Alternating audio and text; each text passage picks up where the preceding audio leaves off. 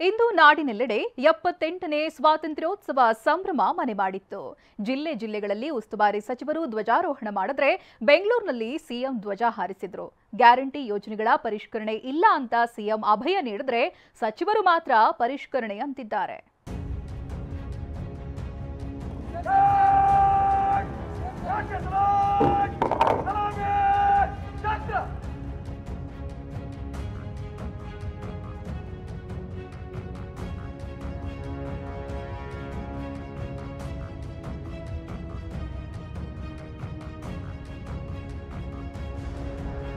ದೇಶಭಕ್ತಿಯ ಸಂಭ್ರಮ, ಸ್ವಾತಂತ್ರ್ಯ ಧೀರನನ್ನ ನೆನೆಯೋ ಸುದಿನ. 78ನೇ ಸ್ವಾತಂತ್ರ್ಯೋತ್ಸವ ರಾಜ್ಯದಲ್ಲೂ ಸಂಭ್ರಮದಿಂದ ನಡೆಯಿತು. ಬೀದರ್ನಿಂದ ಚಾಮರಾಜನಗರದವರೆಗೂ ನಡೆದಿರೋ ಕಾರ್ಯಕ್ರಮದಲ್ಲಿ 10 ಹಲವು ವಿಶೇಷತೆಗಳು ಕಂಡುವು.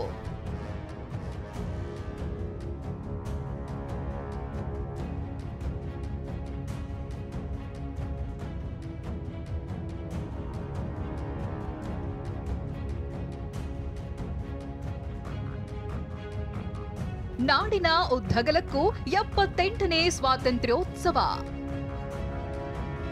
5 ಯೋಜನೆಗಳಿಗೆ ಮತ್ತೊಮ್ಮೆ ಗ್ಯಾರಂಟಿ ಕೊಟ್ಟ ಸಿಎಂ.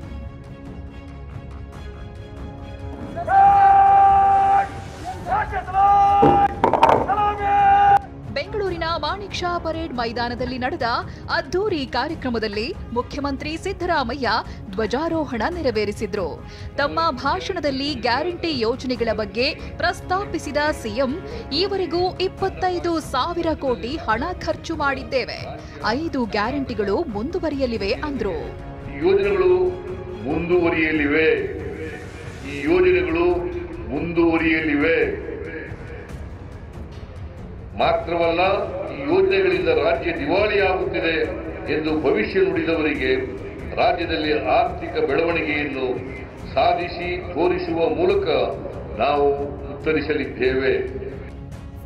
ಇನ್ನು ರಾಜ್ಯಪಾಲ ಗೆಹ್ಲೋಟ್ ಕೂಡ ಸರ್ಕಾರದ 5 ಗ್ಯಾರಂಟಿ ಯೋಜನೆಗಳನ್ನ ಶ್ಲಾಘಿಸಿದ್ದಾರೆ. ಸರ್ಕಾರದಿಂದ 5 ಖಾತರಿ ಯೋಜನೆ ಯಶಸ್ವಿಯಾಗಿ ಜಾರಿಗೊಳಿಸಲಾಗುತ್ತಿದೆ. ಸ್ವಾತಂತ್ರ್ಯ ನಂತರ ದೇಶ ಮತ್ತು ಕರ್ನಾಟಕ ರಾಜ್ಯದಲ್ಲಿ ಅಭಿವೃದ್ಧಿಯಾಗಿದೆ ಅಂತ ರಾಜ್ಯಪಾಲರು ಸಿದ್ದು ಸರ್ಕಾರವನ್ನ ಹೊಗಳಿದ್ದಾರೆ. कर्नाटक देश का प्रगतिशील राज्य है। कर्नाटक राज्य विकास पहल के माध्यम से देश के सर्वांगीण विकास में योगदान दे रहा है. ಚನ್ನಪಟ್ಟಣದಲ್ಲಿ ಡಿಸಿಎಂ ಡಿಕೆಶಿ ಧ್ವಜಾರೋಹಣ. ಸಚಿವರುಗಳು ಸಾಮಾನ್ಯವಾಗಿ ಜಿಲ್ಲಾ ಕೇಂದ್ರಗಳಲ್ಲೇ ಧ್ವಜಾರೋಹಣ ನೆರವೇರಿಸುತ್ತಾರೆ. ಆದರೆ ಡಿಸಿಎಂ ಡಿಕೆಶಿ ಮಾತ್ರ ಇವತ್ತು ಚನ್ನಪಟ್ಟಣದಲ್ಲಿ ಧ್ವಜ ಹಾರಿಸಿದ್ರು. ಚನ್ನಪಟ್ಟಣ ಬೈ ಎಲೆಕ್ಷನ್ ಮೇಲೆ ಕಣ್ಣಿಟ್ಟಿರೋ ಡಿಕೆಶಿ ಅಲ್ಲೇ ಕಾರ್ಯಕ್ರಮ ಮಾಡಿದ್ದು ವಿಶೇಷವಾಗಿತ್ತು.